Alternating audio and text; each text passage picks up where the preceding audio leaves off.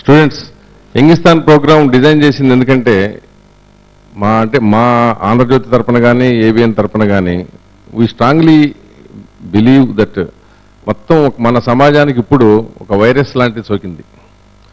ఒకటి బాధ్యతారహితం అంటే పౌర సమాజంలో బాధ్యతారహితంగా తయారైంది ఒకటి. రెండు, రాజకీయ వ్యవస్థలు కానీ దానికి అనుబంధంగా ఉన్న అన్ని వ్యవస్థల్లో కూడా వాల్యూస్ అనేది ఒకదాని తర్వాత ఒకటి ఇంక్లూడింగ్ మీడియా. మళ్ళీ తర్వాత మీకు ఏం డౌట్ రాకుండా ముందే చెప్తున్నా, అన్నీ కూడా పతనం అవుతున్నాయి. సో నెక్స్ట్ జనరేషన్ జీవితాలు మెరుగ్గా ఉండాలి అంటే ఇప్పటి నుంచి మనము ఈ వ్యవస్థని రిపేర్ చేయడానికి నడుం బిగించాల్సిన బాధ్యత ఉంది అని గుర్తు చేయటం ఒకటి నంబర్ 1. నంబర్ 2, విద్యార్థులుగా మిమ్మల్ని ఎందుకు చూజ్ చేసుకున్నామంటే మీరు ఒక ప్రొఫెషనల్ కోర్సెస్ చేస్తున్నారు, మీకు సమస్యల పట్ల సామాజిక స్థితిగతుల పట్ల కొంత అవగాహన ఉంటుందనేది ఒక నమ్మకం. ప్లస్ మీరు చెబితే దాని ప్రభావం కూడా కొంత ఖచ్చితంగా సమాజం మీద ఉంటుంది. ఒక మెడికోనో ఒక ఇంజనీరింగ్ స్టూడెంటో ఎవరో చెప్పినప్పుడు వీళ్ళు చదువుకున్న వాళ్ళు కదా, వీళ్ళకి కొద్దిగా తెలిసి ఉంటుంది, వీళ్ళ మాట విందాము అనే అభిప్రాయం ఉంటుంది. జనరల్గా కొంత ఆ వెయిటేజ్ ఇస్తారు గ్రామాల్లో కానివ్వండి, ఎక్కడైనా కానివ్వండి. కానీ దురదృష్టవశాత్తు ఏంటంటే ఇప్పుడు ఎడ్యుకేషన్ సిస్టమ్ కూడా స్టూడెంట్స్లో ఒక సామాజిక దృక్పథాన్ని అలవర్చే పని పెట్టుకోకుండా కేవలం ఒక రోబోలుగా తయారు చేసుకుంటూ మార్కులు, గ్రేడ్లు ఆ ఒక్కటే క్రైటీరియాగా తీసుకెళ్తున్నారు. కానీ మీరేంటంటే ఇప్పుడు పరిస్థితి చేయి దాటిపోయే ప్రమాదం ఏర్పడింది ఈ దేశంలో. యాజ్ ఇట్ ఈజ్గా ఇవాళ జరుగుతున్న సంఘటనలన్నీ చూస్తుంటే మీకు కొద్దిగా గొప్ప అవగాహన వచ్చి ఉంటుంది. సో గత కొన్ని రోజులుగా చోటు చేసుకున్న కుంభకోణాలు కానివ్వండి, ఈ రాష్ట్రంలో రాజకీయాలు ఎలా ఉన్నాయి, రాజకీయాలు ఎందుకు ఎక్కువ చెప్తామంటే స్ట్రెస్ ఇస్తామంటే రాజకీయ వ్యవస్థ కనుక సక్రమంగా లేకపోతే మొత్తం అన్ని వ్యవస్థలని చెరగొట్టేస్తుంది. బికాజ్ డెమోక్రసీలో పొలిటికల్ సిస్టమే పవర్ఫుల్. ఆ పొలిటికల్ సిస్టమ్ బాగుంటే మన గైడ్ చేసేది అదే కనుక ఆ సిస్టమ్ బాగుంటే అన్ని వ్యవస్థలు కూడా ఆటోమేటిక్గా సెటరేట్ అయిపోతాయి. ఒక్కటే అది చెడిపోయిందంటే అన్నీ చెడిపోతాయి. సో ఇప్పుడు ఆఖరికి ఏ స్టేజ్కి వచ్చామంటే ప్రజల్ని రాజకీయ పార్టీలు నిందిస్తున్నాయి, రాజకీయ పార్టీలని ప్రజలు నిందిస్తున్నారు ఒకళ్ళనొకళ్ళు. ఇది కాదు మనం చేయాల్సింది ఏంటి, మనం ఈ వ్యవస్థల్లో రిపేర్ చేసి మీకు ఒక అందమైన సమాజం, దేశం ఉండాలంటే ఏం చేయాలి, దానికి మీరేం చేద్దాం అనుకుంటున్నారు, ఈ అభిప్రాయాలు తెలుసుకోవడంతో పాటు పరస్పరం మీ అభిప్రాయం మార్పిడి కావచ్చు, మీలో ఎంతో కొంత చొరవ కలిగించడం అనేది కూడా మా కార్యక్రమం లక్ష్యం. సో అందుకని ముందు మీకు ఏమనిపిస్తుంది, అసలు ఇప్పుడున్న సిచ్యువేషన్ చూస్తే మీకు ఏం చేయాలనిపిస్తుంది, ఏమి చేస్తే బాగుంటుంది అది చెప్పండి. ఓకే, స్టార్ట్ చేద్దాం. రైట్, ఫస్ట్ ఎవరు? సార్ నా పేరు షేక్ హుసేన్ బాషా, ఎంబీఏ ఫస్ట్ ఇయర్ చదువుతున్నాను సార్.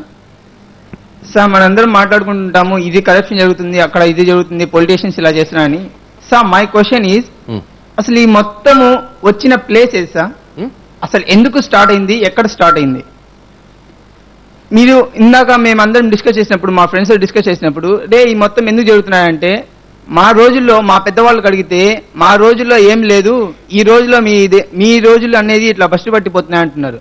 సార్ ఈ సమాజం అనేది ఒక వైరస్ లాగా సోకిపోయిన ఏది దీనికి చికిత్స లేనటువంటి వైరస్ సోకిపోయింది సార్. ప్రతి ఒక్కళ్ళు చెప్తే మా రోజుల్లో ఇలా లేదు, మా పెద్దవాళ్ళు అంటారు మా రోజుల్లో ఇలా లేదు, ఈ రోజుల్లోనే ఇట్లా ఉంది అని. మీరు ఆ రోజుల్లో పట్టించుకోకపోవడం వల్లే, మీరు ఆ రోజుల్లో మమ్మల్ని ఈ ఫ్యూచర్ ఇది ఉంటుంది అని చెప్పి మీరు ఆలోచించకపోవడం వల్లే మీ పిల్లలందరికీ, అంటే మీ పిల్లలైన మేము ఇంత కష్టపడుతున్నాం సార్.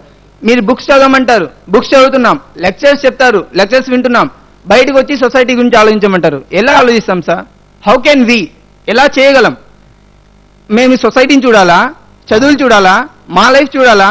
పక్కనోడు ఇంటి పక్కనోళ్ళు గోల పడుతుంటే వాళ్ళని చూసి మనం డిస్టర్బ్ అవుతూ మన రోడ్ల మీద తిరుగుతుంటే పిచ్చి కుక్కల్లాగా తిరుగుతున్నాం సార్ రోడ్ల మీద. ఎక్కడ బాగుంది సార్? ఏ సొసైటీ బాగుంది, ఎక్కడ బాగుంది? మీరు ఇక్కడ ఇలా చెడిపోయింది అని చెప్తున్నారు కదా, ఆ చెడిపోయిన ప్లేస్ ఏది? ఆ ప్లేస్ ని మీరు ముందే గమనించుంటే మాకు ఈ అవసరం ఉండేది కాదు కదా, ఈ బుక్స్ భారం మాకు తగ్గేది కదా.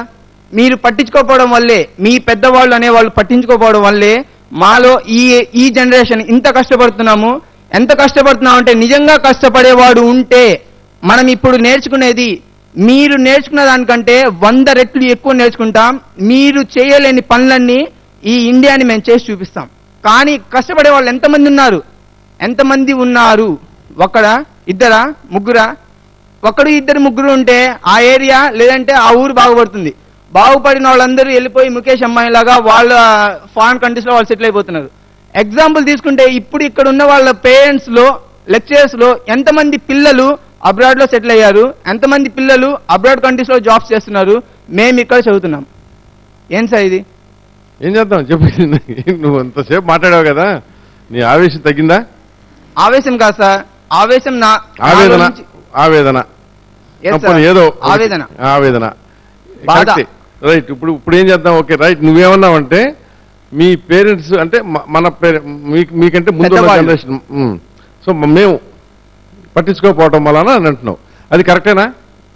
ఒకవేళ అదే పరిస్థితి అయితే నెక్స్ట్ ఇప్పుడు పట్టించుకోకపోతే ఏం జరుగుతుందో మీరు చెప్పండి. నెక్స్ట్ ఎవరన్నా చెప్పమ్మా. ఇచ్చేసి మైక్ ఏది?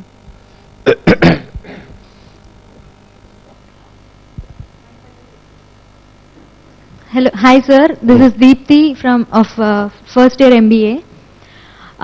Society అంటున్నారు. సొసైటీ అంటే మనమే sir, first of all. So every individual, ఒక ఇండివిజువల్ ఫస్ట్ అతన్ని తను సంస్కరించుకుంటే అందరూ తేజ అంతా సంస్కరించబడుతుంది. ఫస్ట్ ఆఫ్ ఆల్ రెస్పాన్సిబిలిటీ అనేది చాలా ఇంపార్టెంట్ ఒక మనిషికి. ఒక చిన్న చిన్న పనులు ఇర్రెస్పాన్సిబిలిటీ వల్ల చేసింది, it leads to disaster maybe. So ఇలాంటి రెస్పాన్సిబిలిటీస్ అనేవి మనకి ఫస్ట్ నుంచి ఎలా పేరెంట్స్ వల్ల రావాలి, టీచర్స్ వల్ల రావాలి, ఎడ్యుకేషన్ వల్ల రావాలి.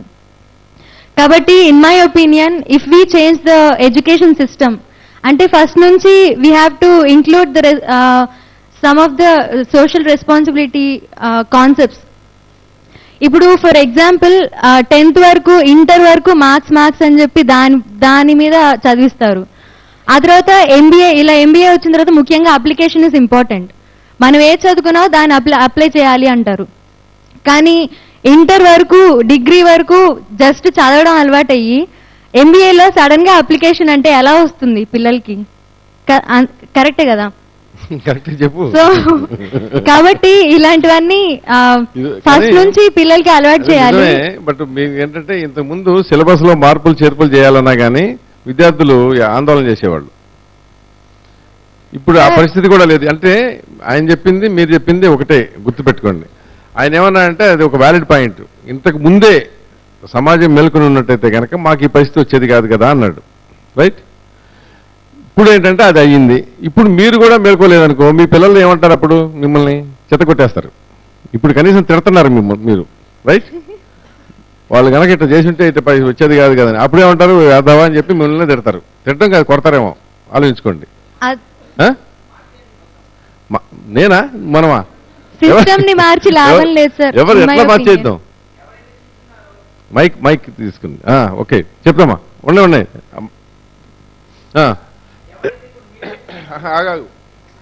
చెప్పమ్మా.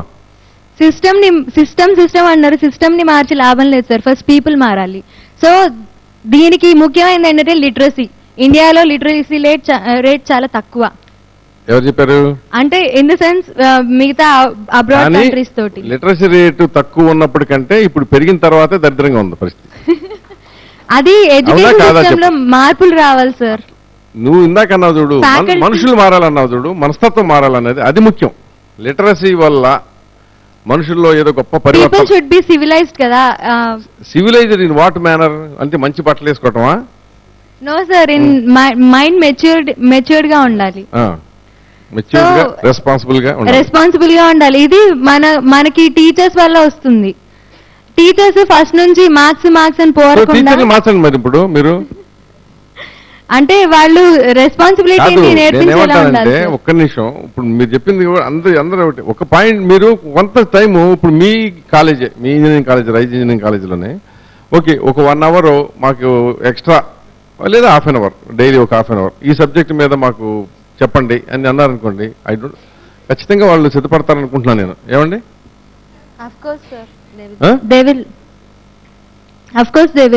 మరి ఇప్పుడు మీ దగ్గర ఇట్లా మొదలు పెట్టారనుకోండి ఒక ఎక్స్ట్రా కరిక్యులర్ యాక్టివిటీస్, అంటే ఒక క్యారెక్టర్ బిల్డింగ్ మీద ఒక half an hour class. So పోటీ పడి వేరే కాలేజీల వాళ్ళు కూడా మొదలు పెడతారు కదా. సో ఒక దగ్గర బిగిన్ అయితే ఆటోమేటిక్గా అది అట్లా వెళ్తుంది కదా. అంటే this all leads to electing correct leader. అంతే చెప్తున్నా. అవన్నీ ఒక స్టెప్, నెక్స్ట్ స్టెప్. నెక్స్ట్ అమ్మా. Thank you sir. My name is Raghavendra, sir. I am doing MCA. I have a suggestion, not a solution, sir. Vivekananda గారి నుంచి నిన్నటి అన్నా హజారే దాకా they all are supporting youth, sir, including you also, sir. You are all are supporting us. Why? Because మాకు vote హక్కు కూడా ఉంది. That means you are thinking that we are matured. We are, మీ భాషలో ఏం చెప్పాలంటే మేము సున్నితొస్తున్నాం, సార్. 100 కేజీలు మోసే ఒక ఎద్దుల బండికి కూడా స్థాయం అరంగులో ఉండే శీల, సార్. ఎంత పెద్ద బలం ఉన్న మా యువతకైనా మీలాంటి పెద్దవాళ్ళ సాయం లేనిదే మేము ఎదగలేం, sir. We need a repair. You set that repair కావాలి, సార్. మాకు యూ సెట్ దట్ రిపేర్ కావాలి.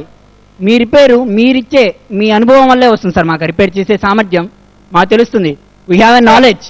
కానీ ఆ నాలెడ్జ్ని స్కిల్గా మార్చడానికి మీ గైడెన్స్ కావాలి, సార్. మాకు ఎన్నో సముద్రాల్లో కలిసే నీరు కొన్ని వందల టన్నుల నీరు ఆనకట్టగా మారినప్పుడే అది ప్రపంచానికి పనికొస్తుంది, ఉపయోగపడుతుంది కదా.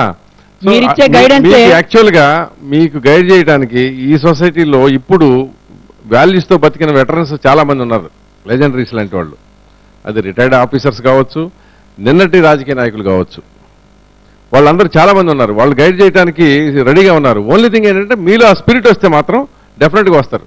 Yes sir. Our problem is who is become initiative. ఎవరు ఇనిషియేటివ్ అవ్వాలనే ప్రాబ్లం తెలియక బాధపడుతున్నాం, సార్. అది కూడా మా కుటుంబం, ఫర్ సపోజ్ ఈ విద్యా వ్యవస్థలో అన్ని సబ్జెక్ట్స్ బాగున్నాయి, సార్. స్టూడెంట్స్కి అన్ని తరగతులు బాగున్నాయి, సార్. లీడర్ ఎలా అవ్వాలనేది కూడా చెప్తున్నారు, సార్. కానీ మనలో మన మానవత్వంలోది మన లీడర్గా అవ్వాలి అనే సబ్జెక్టులు ఉన్నాయి, సార్. కానీ ఆ లీడర్షిప్ తెచ్చుకునేది మనకెలా తెలియాలి, మైండ్కి చెప్పేయలేదు, సార్. అదే బాస్. We need. ఓకే, నువ్వు చెప్తా తర్వాత. వీ నీడ్ ఒక గైడెన్స్ కావాలి మీకు, అంతే కదా. రైట్. అది దొరికినప్పుడు India not greater than China, sir. It's become superior than China, sir. That's my view, sir. Thank you. Okay, next చెప్పండి. I'm Naveena, sir. Sir, corruption అంటున్నారు. అసలు కరప్షన్ స్టార్ట్ చేసిందే ఫస్ట్ మన పీపులే కదా సార్. ఒక గవర్నమెంట్ ఆఫీస్ దగ్గరికి వెళ్తారు, ఒక 10 minutes లైన్లో నుంచి ఉంటే మీ దగ్గర 1000 ఉంటే మా దగ్గర 500 ఉంటాయి. నేను ఎక్స్ట్రా 500 మీకు ఇచ్చేస్తాను అంటే ఆ గవర్నమెంట్ ఆఫీసర్ కన్ఫర్మ్ గా ఇక్కడ అసలు ముందు ఆ సిస్టమ్ చేంజ్ అవ్వాలి అనుకోవడం కన్నా ముందు మనం మోటివేట్ అయ్యి ఆ మనీ ఇవ్వటం తగ్గించాలి అని అనుకోవచ్చు కదా సార్ ఫస్ట్. అదే స్టూడెంట్స్ ఇప్పుడున్న స్టూడెంట్స్ కూడా చాలా మంది ఉన్నాం. మేము కూడా డ్రైవింగ్ లైసెన్స్కి వెళ్ళండి, దేనికైనా పేషెన్స్ లెవెల్స్ చాలా తక్కువ. ఆ పేషెన్స్ లెవెల్స్ కి మా పేరెంట్స్ ఎంకరేజ్మెంట్స్ కి so we will pay and will taking anything. ఇద్దరు కలిసి అట్లా కాకుండా ఫస్ట్ నుంచి అసలు కరప్షన్ అంటే అసలు మనీ తీసుకునే సిస్టమ్ అనేది ఒకళ్ళని తీసేస్తే బాగుంటుంది అనేది మా ఒపీనియన్, సార్. ఇప్పుడు స్టూడెంట్స్ ఎంటర్ అవుతారు, స్టూడెంట్స్ ఎంటర్ అయిన దగ్గర నుంచి వాళ్ళకున్న వ్యూస్ అలా ఫస్ట్ నుంచి ఇలాంటివి చిన్న వెయిట్ చేయటం ఇలాంటివన్నీ ఉంటాయి. అలా వెయిట్ చేసే లెవెల్స్ ని ఫస్ట్ నుంచి you will stand here only, you will take any time, that time only will go and mention. అట్లా అని వెయిట్ చేయాలి. కానీ ఫస్ట్ నుంచి మా పేరెంట్స్ ఎంకరేజ్ చేస్తున్నారని వెళ్ళడం మెయిన్ ఆ స్కీమ్ లో ఒక first form, sir. And next one ఇది కరప్షన్ స్టార్ట్ అయింది ఆ గవర్నమెంట్ ఆఫీసర్స్. అసలు గవర్నమెంట్ ఆఫీసర్స్ కి సాలరీస్ చాలా హై లెవెల్లో ఉండే, అలాంటిది వీళ్ళు ఇంకా అలా చేయటం అనేది ఒక పెద్ద మిస్టేక్ కదా సార్. అండ్ ఫైనల్లీ వాళ్ళని ఎంకరేజ్ చేస్తున్నా పైన వాళ్ళకి ఇంకా వాళ్ళ మీద మొత్తం మీ పేరెంట్స్ కి ఎప్పుడైనా చెప్పావా మమ్మల్ని ఎందుకు ఇట్లా పెంచుతున్నారు? మై పేరెంట్స్ నేను మా నాన్నగారు నాకు డేట్ ఆఫ్ బర్త్ సర్టిఫికేట్ తీసుకురావడానికి 7 months పట్టింది సార్ నాకు. మా నాన్నగారు అలా వెళ్ళి వెయిట్ చేయబట్టి నాకు 7 months పట్టింది. అదే అలా వెయిట్ చేసి కూడా మేము 5000 ఇచ్చాం. అలా వెయిట్ చేసి కూడా మేము 5000 ఇచ్చేసి వచ్చేసాం. అలా మా నాన్నగారు అలా వెయిట్ చేయబట్టే నాకు 6 months కి వచ్చిందేమో, ఇంకా వెయిట్ చేస్తా ఉంటే అసలు ఇంకా లైఫ్ లాంగ్ రాదేమో అన్న ఒపీనియన్ కూడా వచ్చేసింది నాకు టైంలో. ఒకనొక టైం అది మేము ఒకటి అప్లై చేయడానికి తీసుకుంటే అది చేంజ్ అయిపోయింది కూడా వాళ్ళు ఇచ్చేటికి ఆ డేట్ ని. అంత ఉన్న గవర్నమెంట్ ఆఫీసర్స్ ని బాగా కరెక్షన్ గా పెట్టేసుకొని వాళ్ళని దగ్గర నుంచి దానికి ఏం చేయాలి చెప్పండి మీరు ఎవరైనా సరే. ఇలాంటి పరిస్థితి ఇప్పుడు నిన్ను ఒక గవర్నమెంట్ ఆఫీసులో ఏడిపించారు, డబ్బులు ఇచ్చే వరకు నీకు డేట్ ఆఫ్ బర్త్ సర్టిఫికేట్ ఇవ్వకుండా. అట్లాంటి పరిస్థితి పోవాలంటే ఏం చేయాలో చెప్పండి. అలాంటి పరిస్థితి పోవాలంటే పైన ఉన్న లీడర్స్ అనే వాళ్ళకి కరెక్ట్ గా ఉండేటట్టు చూడాలి కదా సార్. ఆ లీడర్ కరెక్ట్ గా ఉండాలంటే మెయిన్ లీడర్ అసలు ముందు మెయిన్ ఉండాలి కదా. అదే కరెక్టే, నువ్వు చెప్పు, నీ సలహా నువ్వు చెప్పు, ఇంకోటి చెప్తారు. అసలు అయితే కరెక్ట్ ముందు వీళ్ళని ఆర్డర్ చేసే లీడర్ మాత్రం కరెక్ట్ గా ఉండాలనేది నా ఒపీనియన్ సార్. వాళ్ళ కరప్షన్ అనేది అసలు లంచం అనేది అక్కడ లేదు అనేది ఉండాలి. ఇప్పుడు కరెక్ట్ గా ఉంటాడు మనిషి అసలు ఇప్పుడు ఈ రోజుల్లో అయితే ఎప్పుడు కరెక్ట్ గా ఉండట్లేదు. ఎందుకు ఇప్పుడు నువ్వు ఇంటికి టైంకి వెళ్ళకపోతే అడుగుతారంటే నువ్వు వెళ్ళవా?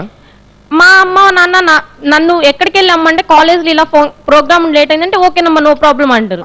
అదైతే అడుగుతారు కదా. జస్ట్ లేట్ అయినందుకే అంతే. జస్ట్ అవును అదే చెప్తున్నా, లేట్ అయినా అడగపోతే ఏం చేస్తా?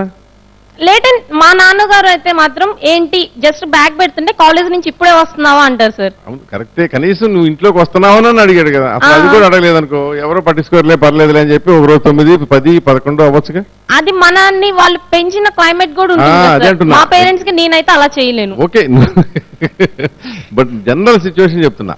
కానీ నీకు వచ్చిన పరిస్థితిని ఎదుర్కోవాలంటే ఏం చేయాలి మీ అభిప్రాయం చెప్పండి. ముందు అది ఎవరికి వాళ్ళకి రావాల్సిన చెప్తాను, నేను చెప్తాను, మీరు చెప్పండి. నెక్స్ట్ మైక్ ఎవరి దగ్గర ఉంటే వాళ్ళకి చెప్పండి. నేను ఇందాక స్టార్ట్ చేశాను కదా సార్, ఇందాక నేను స్టార్ట్ ఈ పాయింట్ చెప్పు.